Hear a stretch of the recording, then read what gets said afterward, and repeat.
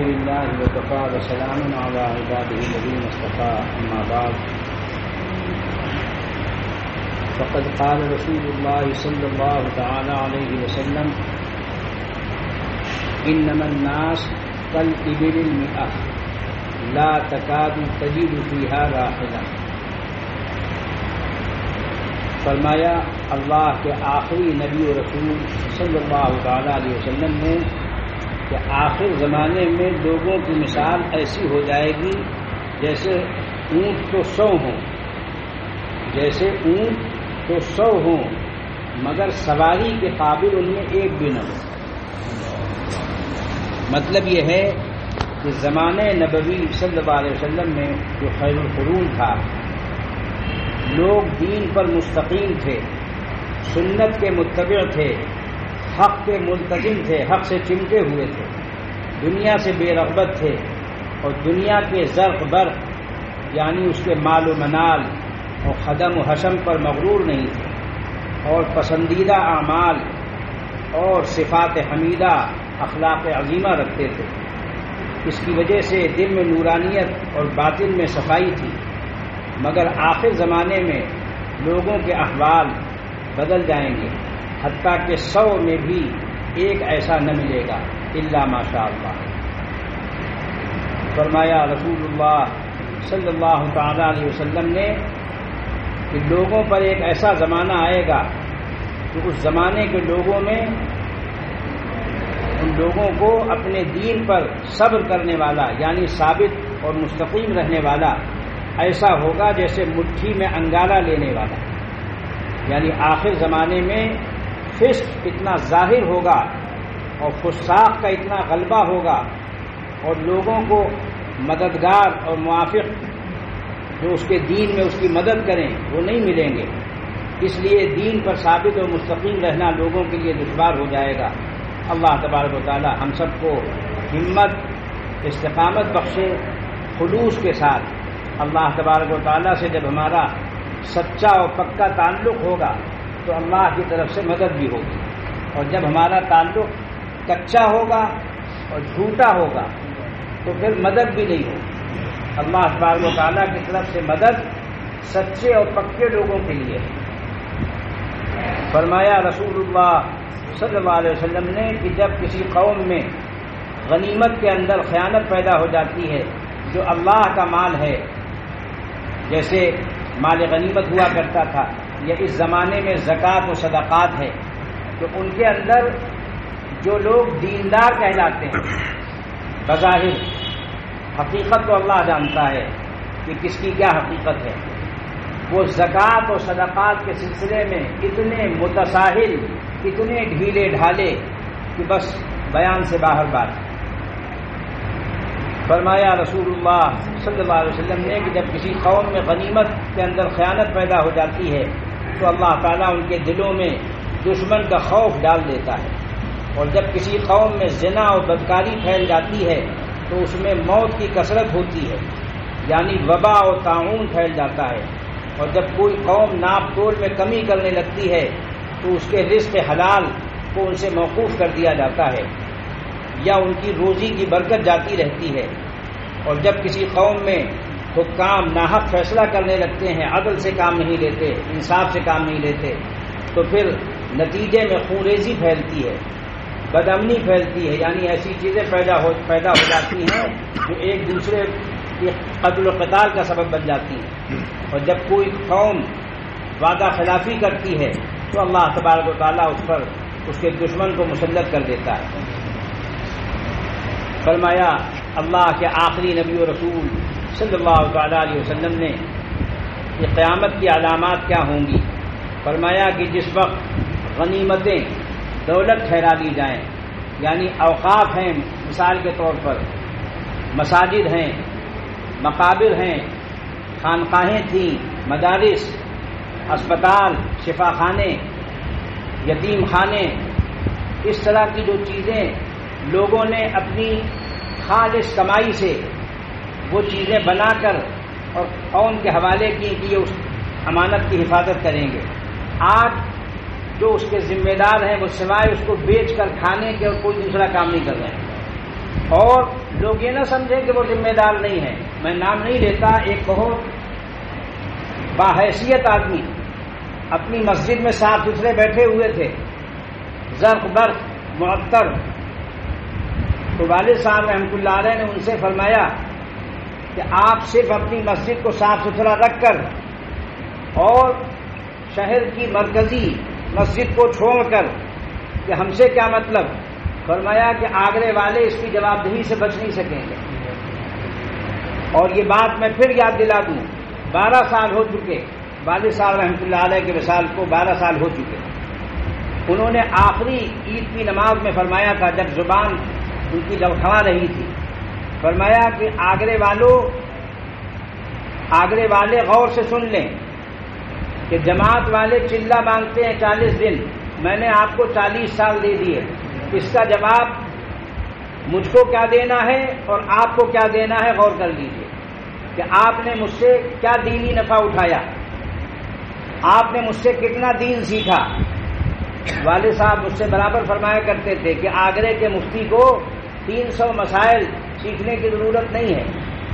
وہ مستحضر رکھے، جاننا تو چاہیے مفتی کو، لیکن وہ فرماتے تھے یہاں کے حالات پر، فرماتے تھے بس نکاح ہے، طلاق ہے، خلا ہے، فسخ ہے، ہبہ ہے، میراث ہے، کل 6 مسئلوں میں پوری دینداری گھوم رہی. اور پیدائش سے موت تک جو دین کے مسائل 300 لکھے ہیں علماء نے، اس کو جاننا، سمجھنا، سننا جانتے ہی نہیں. دینداری بھی اس وقت ہو گئی ہے کٹنگ والی، کسی نے اتنا دین پکڑ دیا، کسی نے اتنا دین پکڑ دیا، کسی نے اتنا دین پکڑ دیا. بزرگوں نے لکھا ہے کہ اندھوں کی بستی میں ہاتھی آ گیا تھا، کسی کے ہاتھ میں دم آئی، کسی کے ہاتھ میں کان آیا، کسی کے ہاتھ میں سونڈ آئی، کسی کے ہاتھ میں پیر آیا. تو سب ہاتھی کی حقیقت اپنے اپنے اندازے سے بتلا رہے تھے. جس اندھے کے ہاتھ میں سونڈ آئی اس نے کہا ہاتھی ایسا ہوتا ہے، جس کے ہاتھ میں اس کا پیر آیا تو کہا کہ ہاتھی ایسا ہوتا ہے، جس کا پیٹ پر ہاتھ پڑا اس نے کہا ہاتھی ایسا ہوتا ہے، جس کے کان پر ہاتھ پڑا اس نے کہا ہاتھی ایسا ہوتا ہے، جس کے دم ہاتھ میں آئی اس نے کہا ہاتھی ایسا ہوتا ہے. تو یہ حالت بزرگوں نے لکھی ہے کہ لوگوں کی دینداری کی ہے، کہ جو جس دینداری کو جانا جس نے اور سمجھا، بس وہ سمجھا بس یہ دینداری، بس اسی میں جینا ہے، اسی میں مرنا ہے. انا للہ و انا الیہ راجعون. فرمایا حدیث پاک میں کہ جب غنیمتیں دولت ٹھہرا لی جائیں، یعنی اغنیاء اور اہل مناصب غنیمتوں کو جو شرعاً مشترک ہیں وہ اپنے ذاتی تصرف میں لانے لگیں اور فقیروں، ضعیفوں، محتاجوں، مسکینوں، بیواؤں کو نہ دیں، اور جب امانت کو غنیمت سمجھنے لگیں، یعنی امانت کو غنیمت کی طرح اپنا حق سمجھ کر اس میں خیانت کرنے لگیں، اور زکوٰۃ کو تاوان سمجھنے لگیں، یعنی زکوٰۃ دینا ایسا دشوار ہو جائے جیسے تاوان دینا پڑ رہا ان کو، اور علم سیکھا جائے غیر دین کے لیے، یعنی دین مقصود نہ ہو بلکہ علم سے مقصود دین کے علاوہ کچھ اور مقصد ہے، یعنی حق کا تقرب نہ ہو، حق کی نزدیکی اس سے مقصود نہ ہو بلکہ دنیا کی جاہ اور عزت اور مال یہ مقصود ہو دین سے، علم سے. جب ایسا ہونے لگے اور جب آدمی اپنی بیوی کی تو فرما برداری کرنے لگے خلاف شریعت باتوں میں، اور اپنے والدین کی خصوصاً اپنی ماں کی نافرمانی کرنے لگے، یعنی باوجود ماں کی فرط شفقت کے اور بغیر کسی غرض شرعی کے اس کو تکلیف دینے لگے، اور اپنے دوست احباب کو تو قریب کر لے اور اپنے باپ کو دور کر دے، یعنی اس سے ممانست اور مصاحبت نہ رکھے، اور مسجدوں میں آوازیں بلند ہونے لگیں اور لوگ ادھر ادھر کی دنیاوی باتیں کرنے لگیں جیسا کہ فی زمانہ ہو رہا ہے، اور قوم کا سردار اس قوم کا فاسق اور بددین شخص ہو جیسا کہ یہ بھی ہمارے زمانے میں بہت عام ہے، اور قوم کا رئیس اور ان کا چودھری اور ان کا متکفل، ان کا ذمہ دار اس قوم کا کمینہ شخص ہو، اور آدمی کے شر سے بچنے کے لیے اس کی تعظیم کی جائے جیسا کہ کوئی حاکم ظالم ہو اور فاسق ہو اور اس کی تعظیم و تکریم اور اطاعت سے چارہ نہ ہو. تو یہ مطلب نہیں ہے کہ وہ حاکم جو ہے اس کی لوگ عزت کر رہے ہیں، بلکہ اس کے شر سے بچنے کے لیے ایسا کر رہے ہیں. جیسا کہ ہمارے بزرگوں نے مثال دی ہے کہ جیسے کوئی سانپ نکل آئے تو لوگ اس سے بچنا شروع کرتے ہیں، کنارے کھڑے ہو جاتے ہیں. تو فرمایا کہ ادب کی وجہ سے نہیں کنارے ہو رہے ہیں اس سے، بلکہ اس کے شر سے بچنے کے لیے. اور ناچنے گانے والیاں اور طرح طرح کے باجے اور گانے ظاہر ہوں. بتائیے انتہا ہے کہ نہیں ہے کہ لوگوں کے ذہنوں سے نکل گیا کہ مسجد میں گانا باجا چاہے جائے کہ اپنے گھر پہ ہو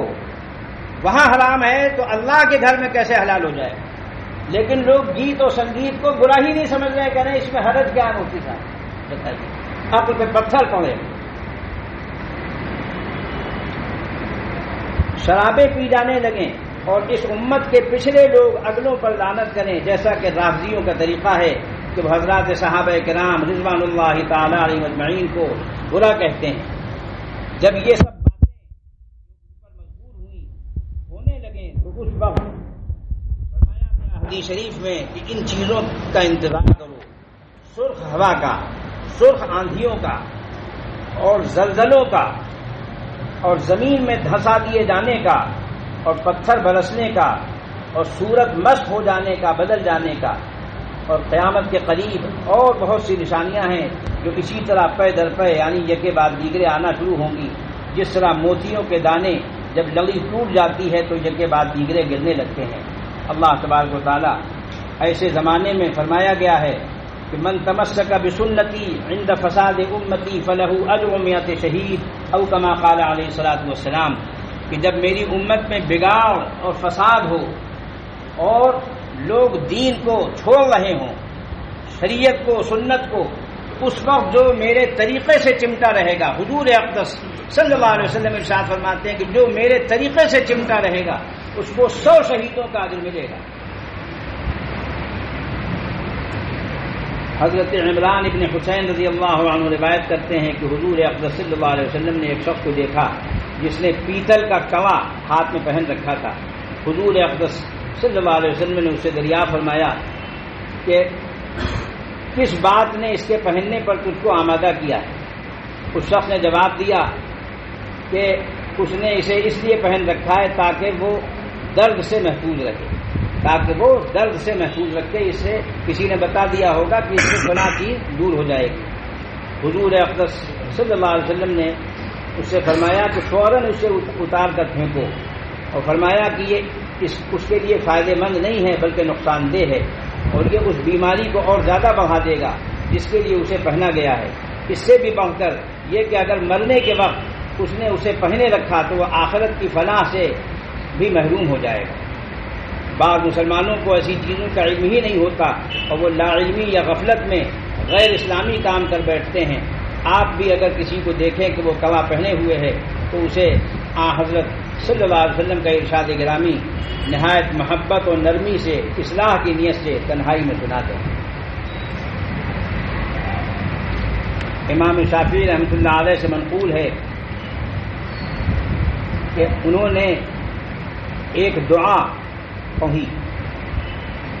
اس کو وہ فرماتے تھے کہ میں نے اس دعا کو اختیار کر لیا, اپنے معمول میں داخل کر لیا, اور اس دعا کے بعد میں کبھی کسی طبیب, ڈاکٹر اور حکیم کا محتاج نہیں ہوا. اور فرمایا کہ یہ دعا درد سر کے لیے بھی مفید ہے. بسم اللہ الرحمن الرحیم, بسم اللہ وباللہ ولا حول ولا قوة الا باللہ العلی العظیم, اسکن ایھا الوجع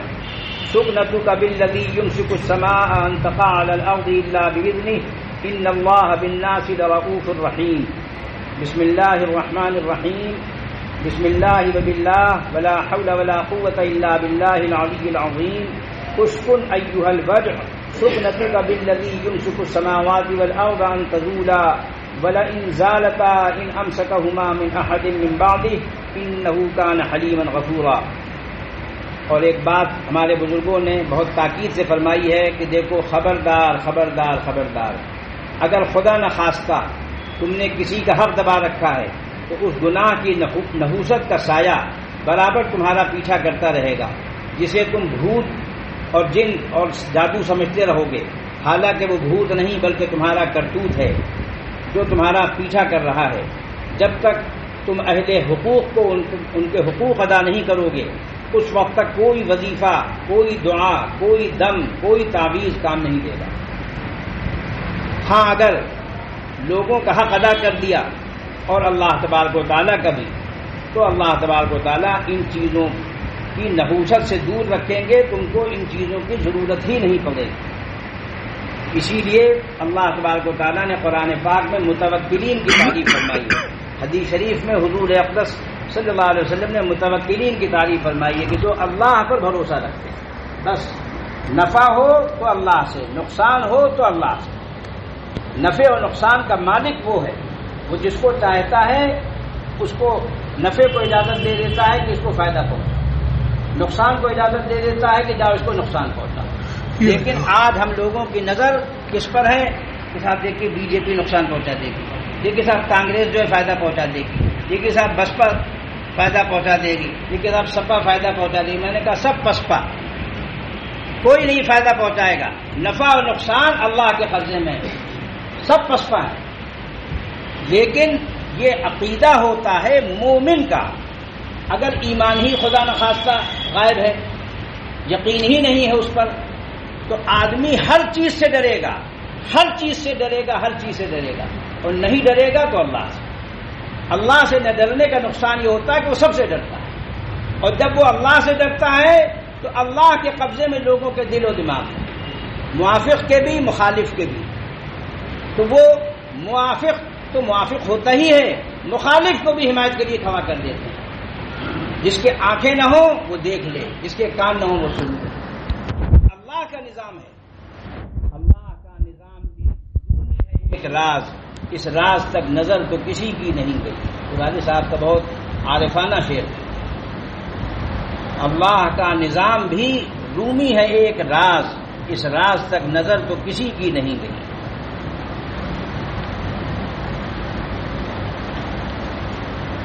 بعض حضرات نے اگراہ حسن ظن مجھ سے فرمائش کی ہے، اور انہوں نے ہو سکتا ہے شہر میں اور لوگوں کو بھی بھیجا ہو، کیونکہ مجھے بھیجا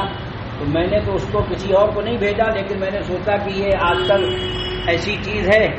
کہ فوراً چشم زدن میں یہاں سے وہاں بات پہنچ جاتی ہے، کہ جامع مسجد کے انتظام کے لیے انہوں نے مشورہ دیا ہے، اور اس میں مجھ سے یہ خواہش اور فرمائش ظاہر کی ہے کہ لوگوں کی خواہش و فرمائش ہے کہ آپ اس کی صدارت قبول کر لیں اور آپ اس کے انتظام کے ذمہ دار بن جائیں۔ تو میں نے ان سے کہا، اور اب میں نے لکھ دیا اس کو کہ بھئی آپ کی محبت اور خلوص کی بات ہے، لیکن ہمارے بزرگوں کی ایک وصیت اور نصیحت ہے،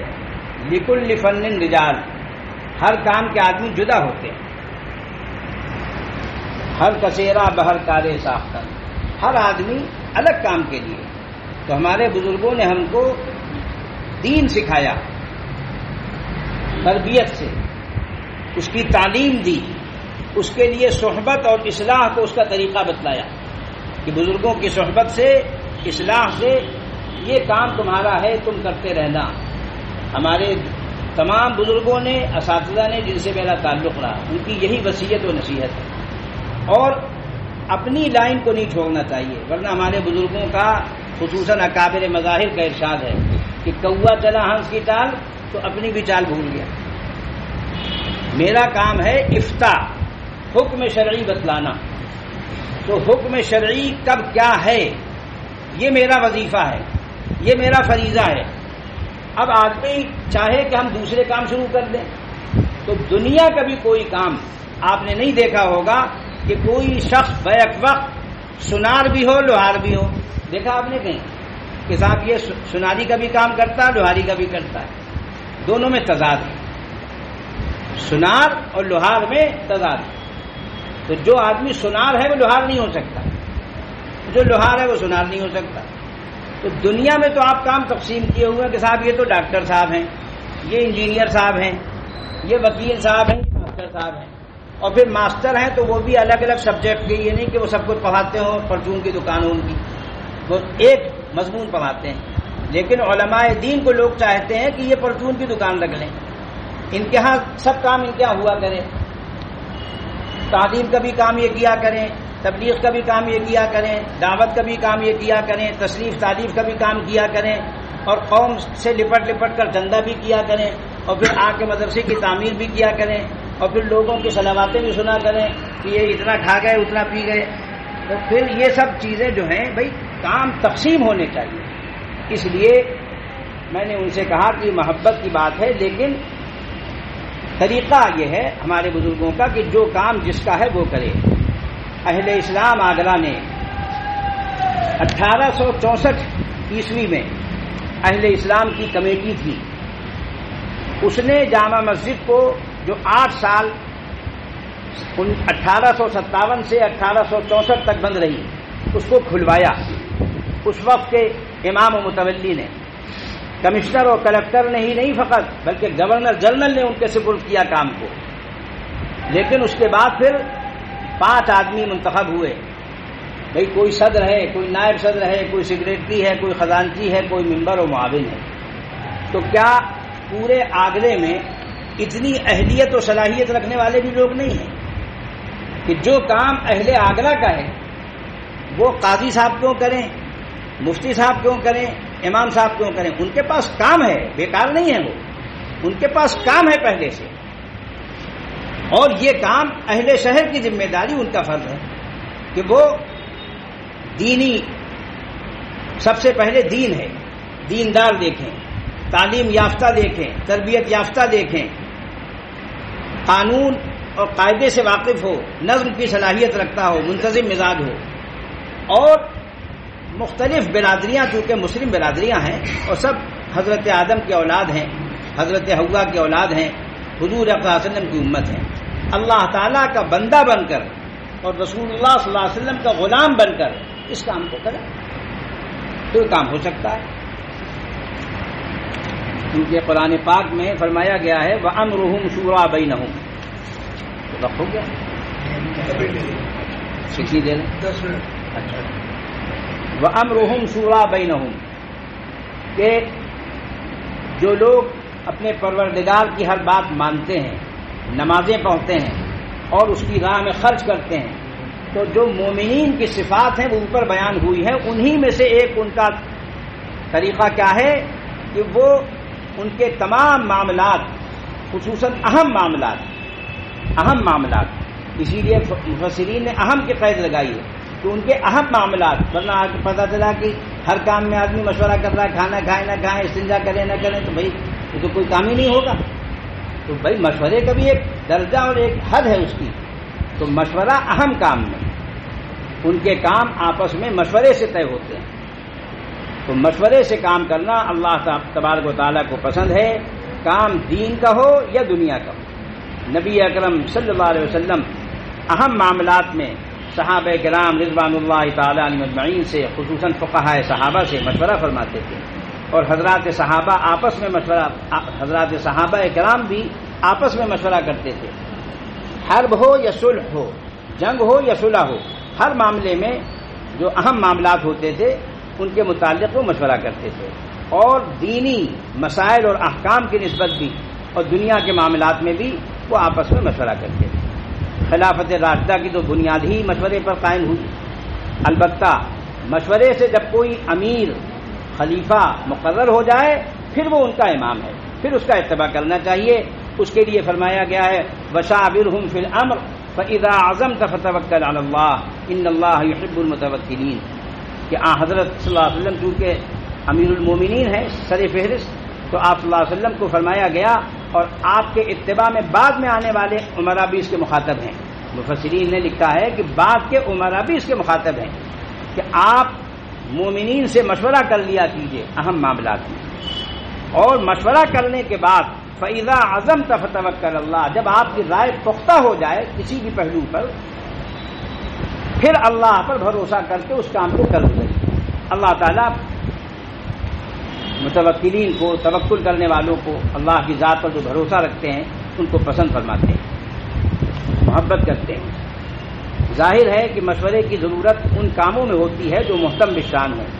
اور وہ قرآن و سنت میں منصوص نہ ہوں، کیونکہ جو امر اللہ اور رسول کی طرف سے منصوص ہے اس کے بارے میں لوگوں سے رائے مشورے کے کوئی معنی نہیں. اس میں تو اللہ اور رسول کا حکم موجود ہے، وہاں مشورہ کے کیا مطلب. اور اگر ہر چھوٹے بڑے کام میں مشورہ کیا جانے لگے تو پھر تو کوئی کام ہی نہ ہو سکے گا. اس لیے قرآن مجید سے معلوم ہوتا ہے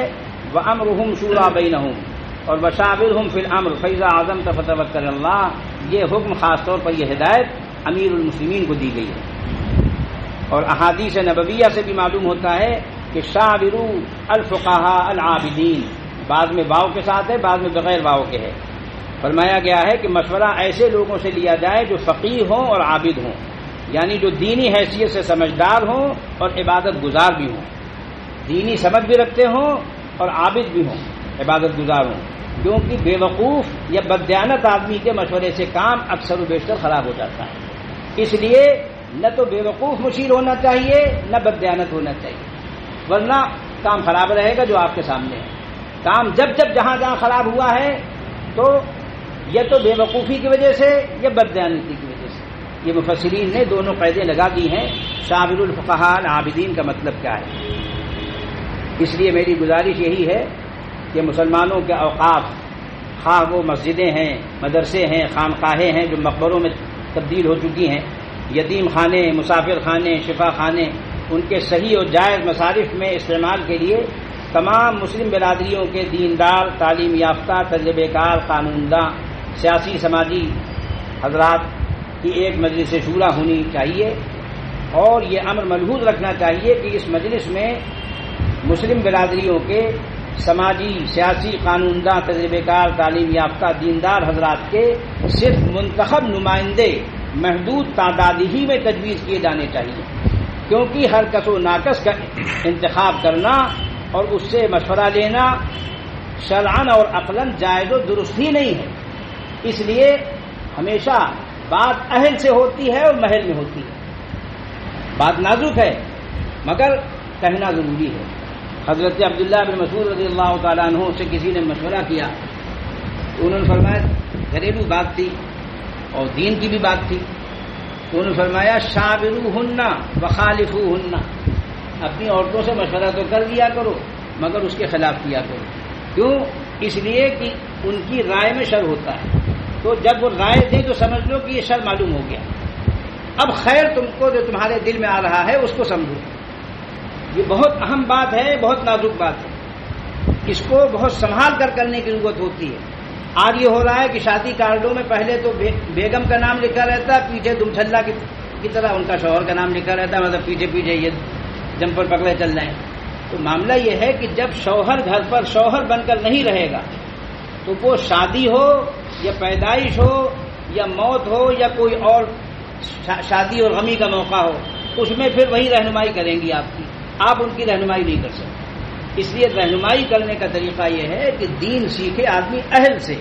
اور پھر اس کو محل میں بتلائے۔ عورتوں کی دلداری کرنی چاہیے مگر یہ نہیں، جیسے لکھا ہے بزرگوں کا تجربہ ہے، حکمت کی بات ہے، والد کا حکم مانے اولاد اور ماں کی دلجوئی کرے۔ یہ نہیں کہ ماں جو کہہ رہی ہے خاموشی سے اس کو پتہ نہیں کیا پڑھا دیا، کیا کر دیا، اب وہ گھر کا نظام چوپٹ ہو گیا۔ اب اگر وہ دیندار ہونا، سمجھدار ہونا، دور اندیش ہونا ہوتا ہے بعض دفعہ عورتوں میں مگر شاذ و نادر ہوتا ہے، اور مردوں میں اس کے برخلاف ہونا یہ بھی شاذ و نادر ہوتا ہے۔ اللہ تبارک و تعالیٰ کی تقسیم ہے، اس تقسیم پر آدمی کو راضی رہنا چاہیے اور اس کے مطابق عمل کرنا چاہیے۔ اللہ تبارک و تعالیٰ ہر کام میں ہم سب کو خلوص، صدق اور ہمت اور استقامت نصیب فرمائے۔ آمین۔ وآخر دعوانا الحمد للہ رب العالمین۔